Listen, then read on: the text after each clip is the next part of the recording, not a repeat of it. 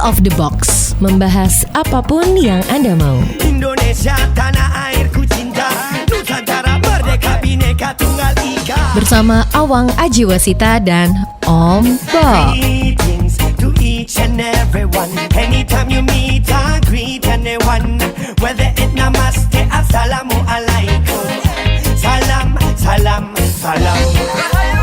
Halo, kita ketemu lagi di Out of the Box, membahas apapun yang Anda mau.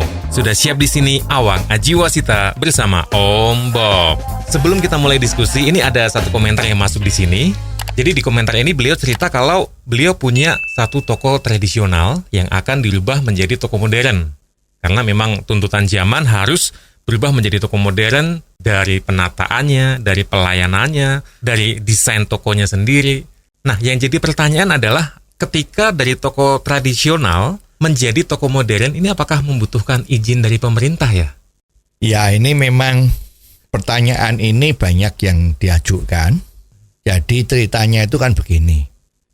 Kemarin waktu ekonomi sedang maju-majunya dan kelihatan bahwa masih banyak sekali toko-toko eceran itu yang modelnya model kuno, ya, maka ada jaringan toko modern yang mengembangkan usahanya dari Jakarta menuju ke daerah-daerah.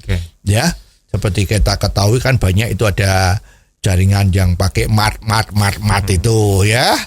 Nah, sekarang dengan hadirnya mereka di dalam masyarakat di perkotaan itu, maksud saya di perkotaan kecil ya. Jadi di luar kota-kota ibu kota provinsi itu kan juga banyak sekali toko-toko yang namanya chain shop. Ya, semacam usaha yang diwaralabakan. Ya, jadi membuka toko modern. Ya, dengan adanya itu maka banyak sekali pedagang-pedagang kecil itu yang kepanasan. Ya kan? Biasanya omsetnya bagus, dengan adanya toko-toko modern itu mereka kena imbasnya. Tokonya menjadi sepi.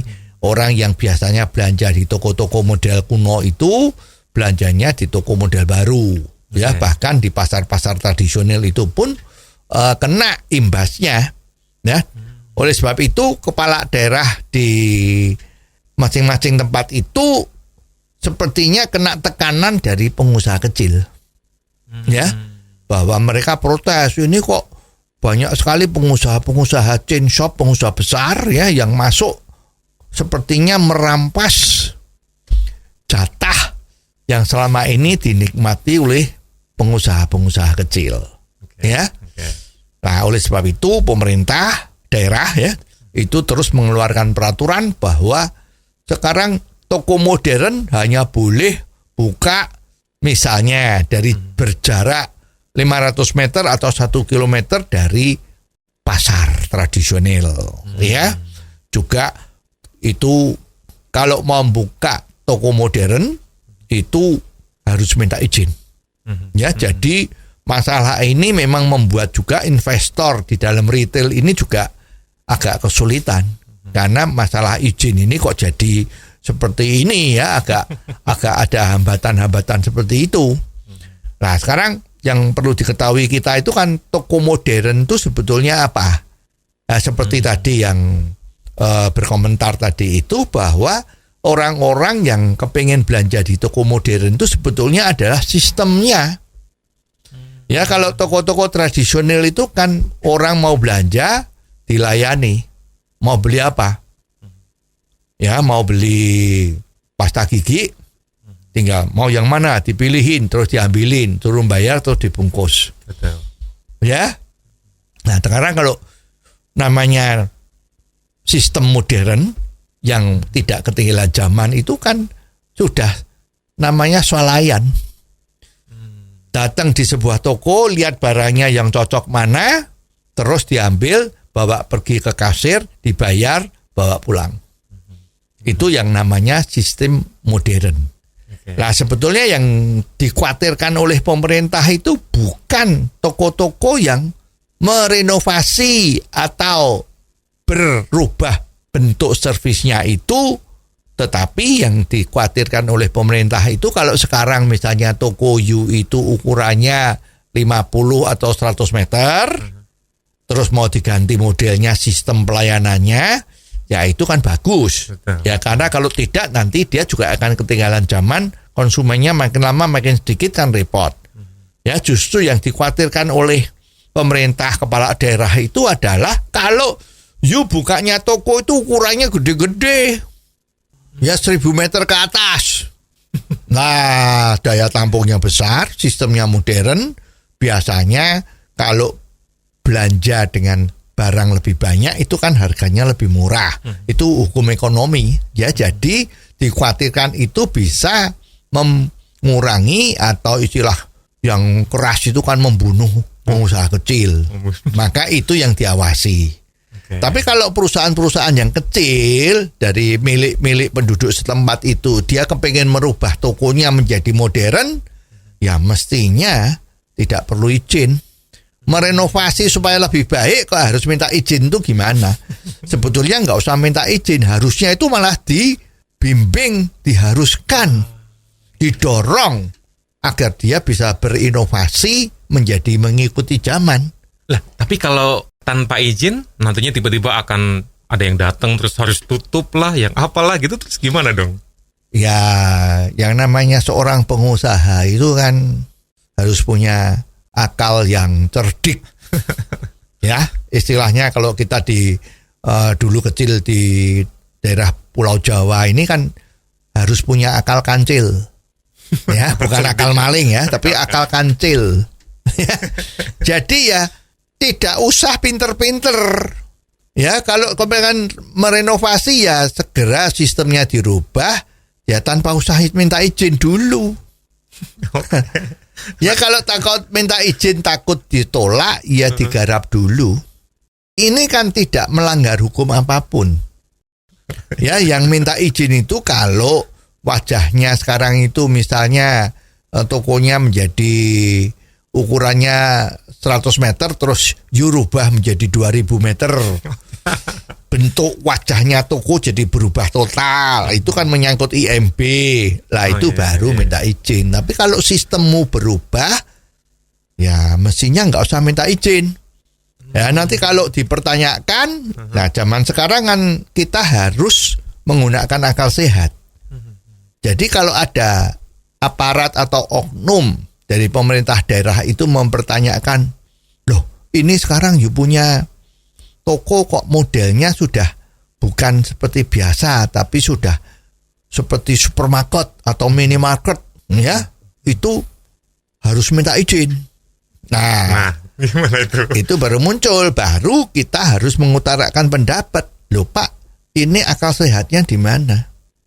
Saya tidak merubah bentuk, tidak merubah apa, cuman sistem pelayanannya kita perbarui modern.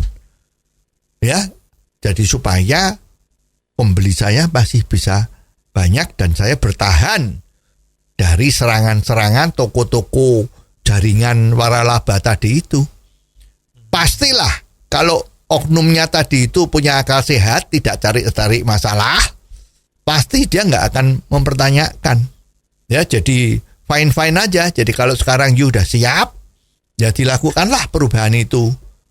Yang paling betul perubahannya juga jangan drastis. Toko you ditutup 1 bulan untuk merubah. Lah itu malah merugikan dirimu kan. Dirubah pelan-pelan sambil jalan. Ya. Jadi sambil tokonya tetap buka, bagian sebelah kirinya bagian katakanlah alat-alat rumah tangga dimulai dirubah bentuknya, displaynya macam-macam. Jadi sepertinya ini nggak usah khawatir ya. Jadi nanti pasti nggak ada masalah lah ya. Saya malah jadi penasaran nih Om Bob.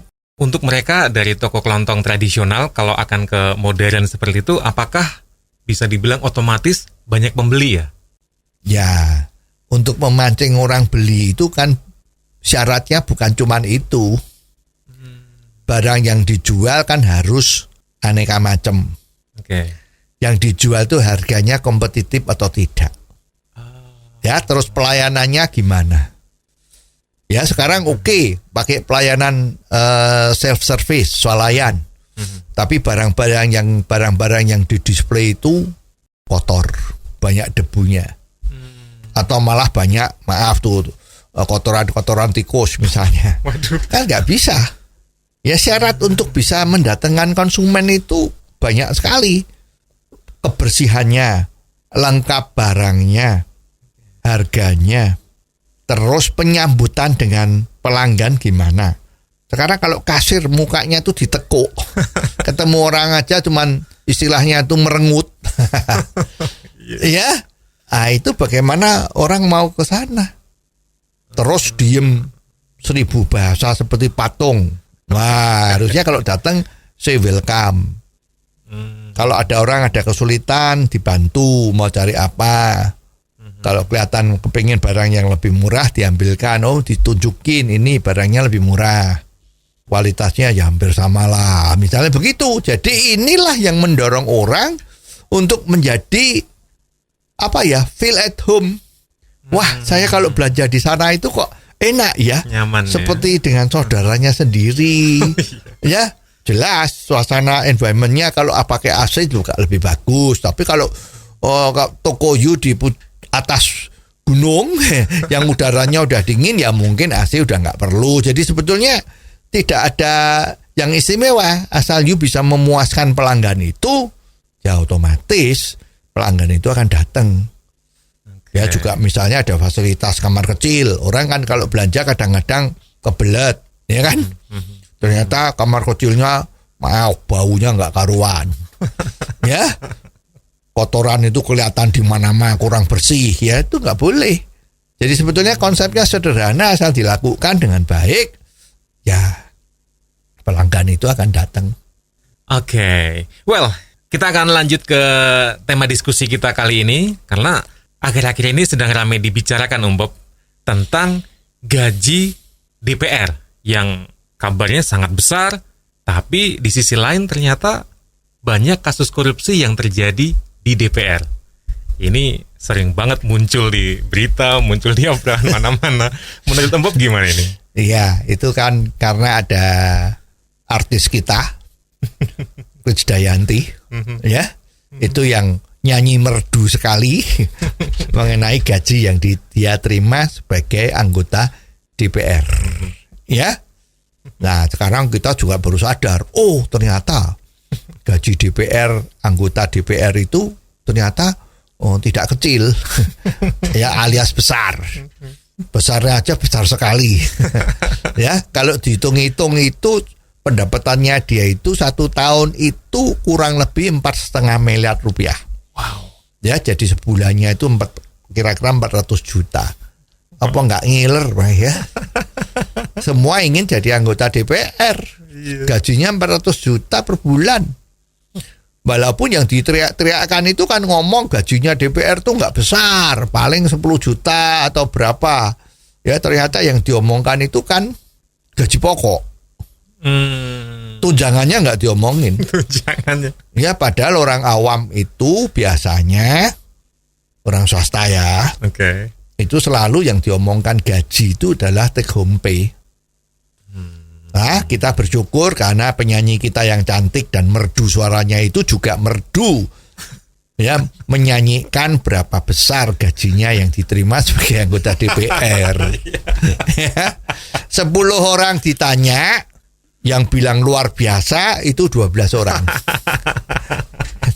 Itu yang 2 siapa Om Bob? Ya, Anda dan saya. Iya. Iya kan? Nah, tapi ada juga yang berkomentar kan, gajinya udah demikian gede, kok ada kasus-kasus korupsi yang dilakukan oleh oknum anggota DPR atau oknum pimpinan DPR, ya. Tidak semua anggota DPR, ya. DPR itu kan anggota yang terhormat, yang baik, ya. Nah, ini kok masih terjadi? Nah, ini memang membuat semua heran. Ya, ada analisa-analisa, salah satunya itu mengatakan, wow ya, karena untuk menjadi anggota DPR itu kan ongkosnya mahal. Ya, seperti kita ketahui kalau mau jadi anggota DPR itu kan harus kampanye. Oke. kampanye di dapil, daerah pilihannya dia. Kalau dia daerah pilihannya itu Jawa Timur, ya. Kemarin yang lagi rame-rame Jawa Timur itu kan banyak itu, ya. Yang akhirnya ditangkap karena korupsi, ya. Kebetulan suaminya juga anggota DPR kan, mewakili daerah pilihan sana gitu kan. Ada di Jawa Timur sana, ya. Oke. Itu biayanya kampanye itu besar. Ya, biasa kalau menjelang pemilihan legislatif, pileg, itu rame-rame. Ya, bikin baliho. Sekarang kan juga banyak itu baliho-baliho itu yang gede-gede itu. Ya, terus membagi-bagi sembako. Wah, pokoknya kampanye besar-besaran. Ya, belum nanti serangan fajar. Ya, sebelum hari pemilihan itu ada serangan fajar. Ya, ada tim sukses. Ya, ada yang lobby-lobby. Ya, lobby-lobby. Bayangin kalau satu wilayah itu ada berapa RT RW kelurahan. Wah, dia harus keliling kampanye. Please, nanti noblos saya ini ya. Gambarnya ini, jangan salah. Nah, itu kan biayanya gede. Ya, konon ada yang ngomong itu biayanya itu kalau 10 miliar aja kurang. Wow. Ya. Jadi bisa 100 miliar. Nah, kalau memang itu 100 miliar, kalau gajinya setahunnya 4 miliar, 5 tahun 20 miliar, masih kurang kan? Kurang. Iya. Kalau memang tujuan dari menjadi anggota DPR itu tujuannya kalau mau cari duit, itu jadi kurang. Ya, lah hasilnya cuman 20 miliar. Habisnya 100 miliar, gimana? Nah gitu kan. Hasilnya dari mana carinya? Nah, kebetulan di Indonesia ini kan terkenal agak longgar lah ya ceritanya ya. Jadi semua bisa diatur seperti dulu Menteri Luar Negeri kita yang zaman dulu itu ya, Pak Adam Malik yang hebat itu. Kan kalau komentarnya dia paling terkenal kan, semua bisa diatur. Nah, ya, siapa tahu masih pakai ilmu itu ya. Anggota DPR minta anggaran, apalagi di komisi-komisi yang basah. Komisi yang basah maksudnya apa, Om Bob? Ya, kalau komisi yang basah itu kan biasanya itu kan yang membahas anggaran. Nah, anggaran pembangunan yang disubsidi oleh pusat misalnya, itu kan basah. Terus juga misalnya ya pergantian antar waktu dari anggota-anggota DPR ya. Pokoknya yang dimana ada sesuatu yang diinginkan itu minatnya besar, yaitu namanya basah. Ya. Terus misalnya ini ya, bahwa ada proyek-proyek apa ini harus disetujui oleh DPR sebelum eksekutif mengatakan ACC, itu basah. Oke. Ya. Jadi biasanya yang dirame-ramekan, yang jadi sasaran ya yang seperti ini. Apapun masalahnya, kalau sekarang melibatkan DPR, ya itu basah. Ya, jadi tinggal sekarang mau di mana gitu kan? Nah, soal kesehatan basah juga. Ya. Apalagi masalah COVID, ya, urusan untuk kesehatan juga menjadi basah. Anggarannya kan gede, bayangin tuh ratusan triliun. Nah, jadi inilah yang menjadi sumber-sumber yang nekat tadi itu.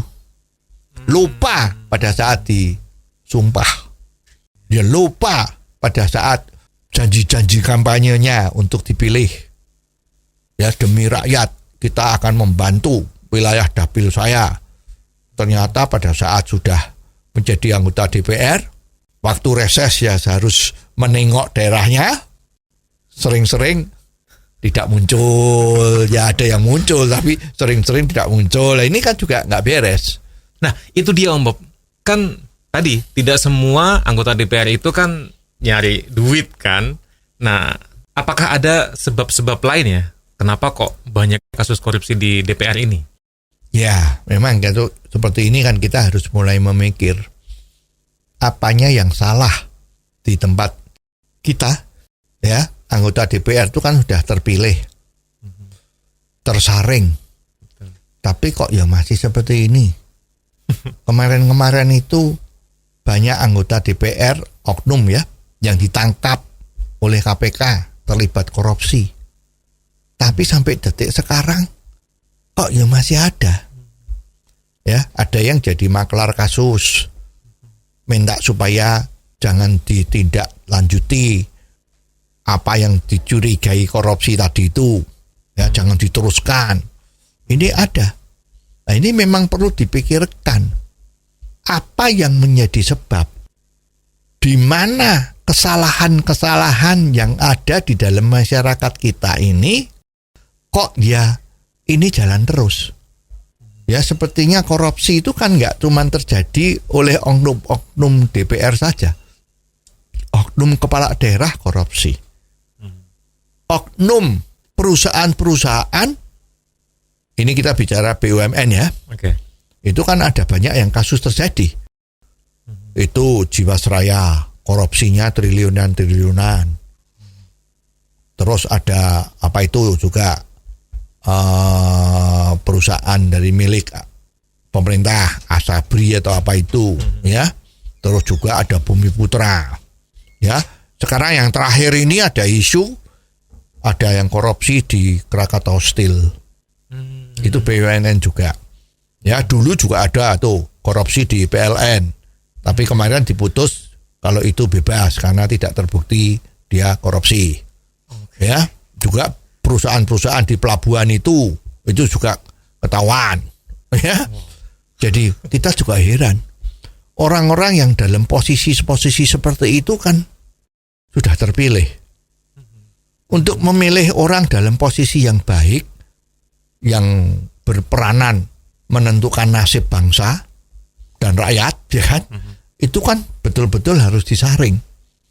Tapi kok banyak kejadian seperti ini? Bahkan ada yang di dalam penjara aja masih berani berbuat kesalahan kan. Ini kan repot. Ada apa? Apakah ada sesuatu yang salah? Ya. Nah, ternyata juga ada yang berkomentar, ada tulisan-tulisan yang sangat menarik itu yang mengatakan bahwa heran, di Indonesia ini kan, maaf, kan sudah paling terkenal bahwa Indonesia itu masyarakatnya religius, ya kan? Tempat ibadah itu banyak sekali, ya. Dibandingkan dengan Malaysia yang negara Islam, itu jauh sekali. Malaysia itu relatif tempat ibadah itu tidak kelihatan banyak. Sempat kalau orang mau beribadah di sana aja, carinya bingung mau di mana. Tapi di Indonesia itu hampir selembaran batu itu ada tempat ibadah. Ya, lembaran batunya bukan lembaran batu 10 meter kan ya. Ya, selembaran batu ada. Jalan sedikit-sedikit ada. Ya, dan sangat religius. Ya, kok aneh? Ada apa?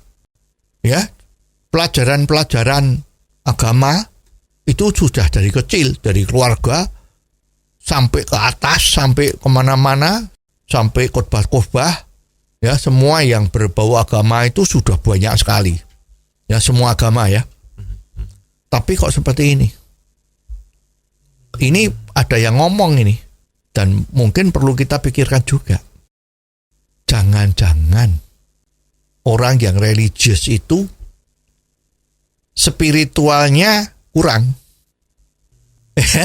Hubungan antara religius sama spiritual itu adalah, kalau religius itu hubungannya dengan Tuhan, dengan pencipta kita, dengan Allah. Kalau spiritualisme itu hubungannya dengan manusia, kehidupan di manusia. Ya, jadi orang yang spiritualnya baik, biasanya religiusnya baik. Orang yang religiusnya baik, belum tentu spiritualnya baik. Jadi ini memang bisa dipertentangkan. Kita hanya ngomong aja, ini ada yang ngomong, ada yang nulis. Ya. Jadi masyarakat kita yang tadi itu ya, yang korupsi, yang macam-macam itu punya pandangan bahwa oh ya, urusan-urusan kalau kita berbuat jelek itu tanggung jawabnya kita adalah surga atau neraka. Itu kan. Orang yang spiritualnya oke, bekerja untuk rakyat, bekerja untuk keluarganya, itu adalah mikirnya kalau saya tidak bisa menghasilkan sesuatu yang positif, maka saya rasanya apa ya istilahnya itu tidak membalas budi orang-orang yang telah membantu saya, membesarkan saya, memintarkan saya, yang telah membuat saya jadi kaya. Kaya itu mulia ya. Orang kaya itu nggak boleh dimusuhi. Kaya itu mulia. Semua orang harus menuju ke kaya ya. Makin kaya makin baik. Karena kalau kita kaya, kita bisa memakai kekayaan kita untuk membantu orang lain. Itu spiritual. Betul. Ya, sesama manusia harus dibantu. Gitu. Nah, orang-orang yang spiritualnya tinggi itu menganggap kalau saya tidak bisa memakmurkan rakyat, tidak bisa memuliakan keluarga saya, maka saya sudah hidupnya itu kok sepertinya sudah tidak ada artinya. Ya, sangat besar saya nanti besok kalau meninggal, mungkin saya masuk neraka. Maka dia berbuat baik secara spiritual supaya dia bisa baik waktu dipanggil Tuhan.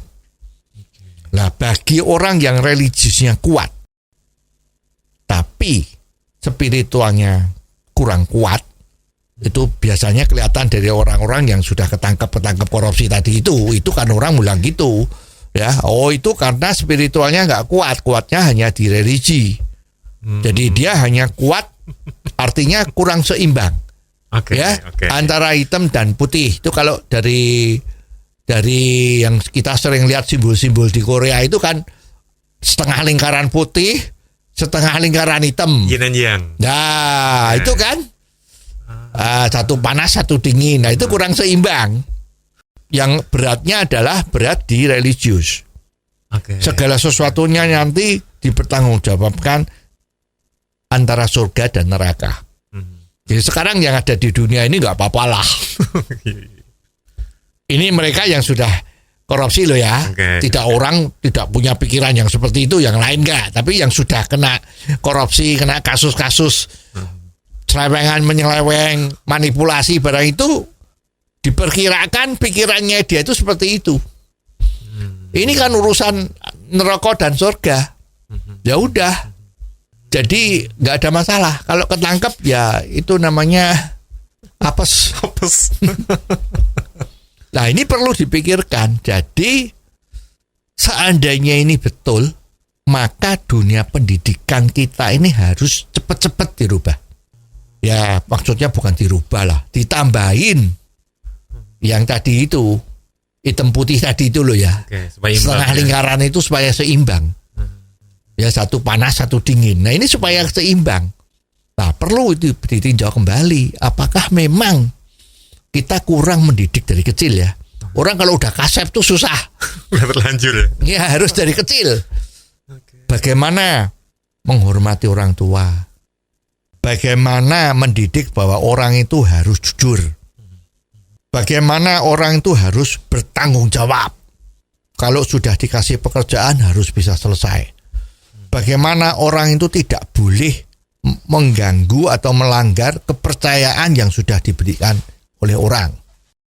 Ya, contohnya tadi itu, dia disuruh sama temennya atau waktu sekolah ya, diminta gurunya beli spidol misalnya, atau lem Ibon, ya oke.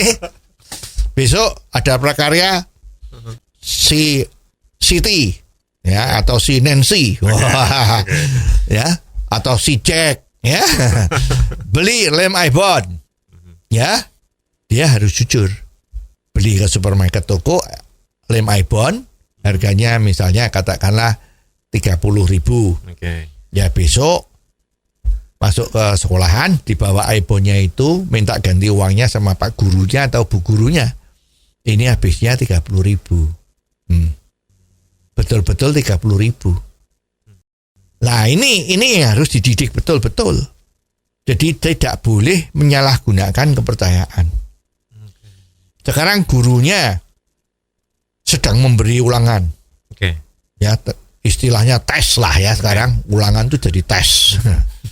Tes, kebetulan gurunya misalnya mau ke belakang. Wah. Ya, Oke. titip salah satu ketua kelas atau siapapun, titip ya, anak-anak kita ini tidak boleh saling menyontek. Ya, dia dikasih tugas untuk tidak boleh orang-orang pada menyontek.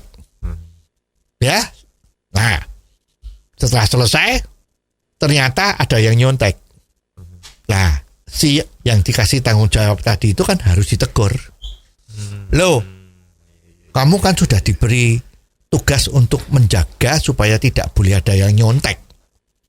Kamu kok tadi ada yang nyontek? Nah, inilah dunia pendidikan itu di situ, prakteknya spiritual tadi itu. Wah, habis itu yang nyontek itu teman dekat saya. Langsung, tidak boleh. Ini menunjukkan karakter. Jadi ini nggak boleh seperti ini. Berarti kamu telah mengecewakan ibu guru yang sudah mempercayain kamu bahwa kamu bisa menjaga. Ini dilakukan dari kecil. Sekarang masalah contek menyontek. Itu juga begitu. Contek menyontek itu kan nggak boleh kalau kita masih sekolah. Betul. Ya karena menyontek itu artinya dia menggunakan kepintaran orang lain untuk dipek sendiri kan. Bukan dari hasil karyamu kan. Bukan dari hasil belajarmu. Jangan-jangan malah kalau yang nggak boleh nyontek nanti pulang awas ya, saya pukul kamu. Wah, gaya preman.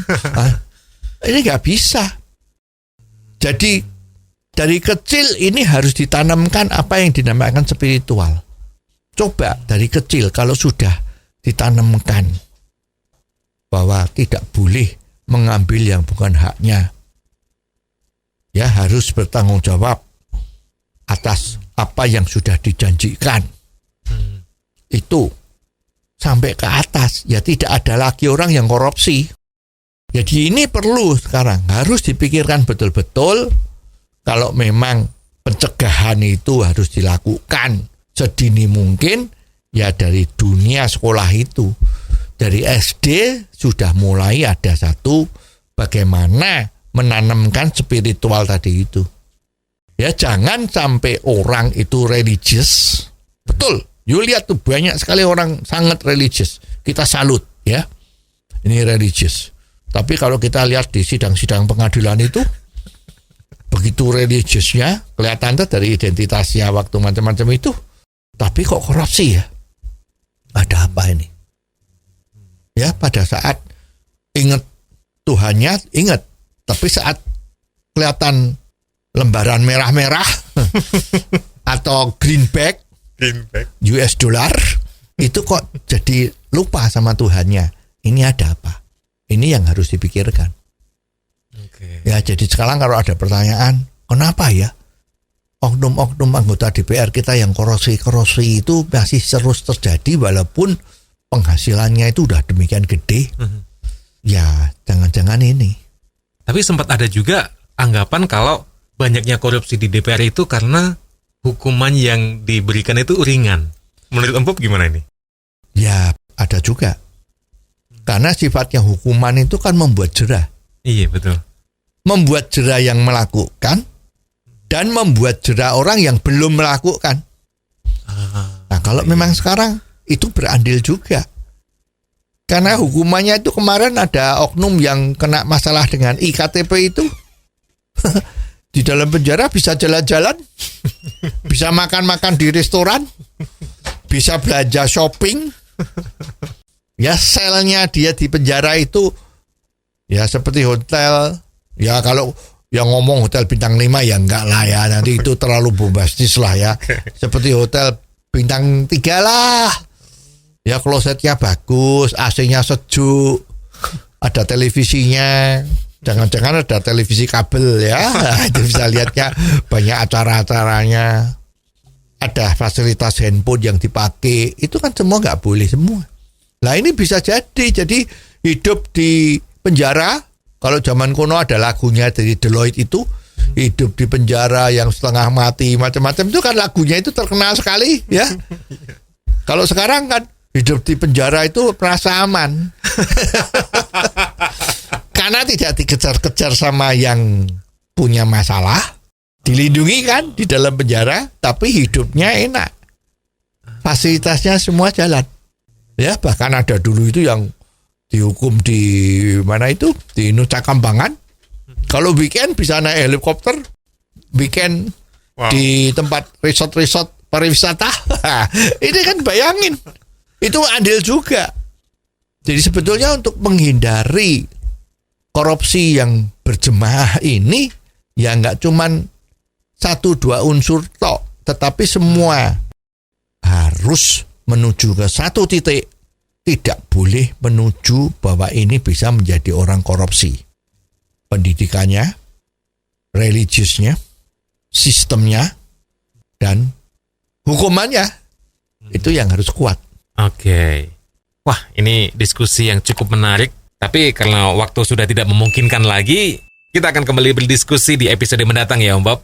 Sementara kalau Anda punya komentar tentang apapun juga yang bisa kita bahas di sini, silakan Anda bisa kirim WhatsApp ke 0878 5590 7788. Jangan Anda lewatkan Out of the Box versi singkat atau pendek dalam program Underline yang setiap hari disiarkan di radio kesayangan Anda ini.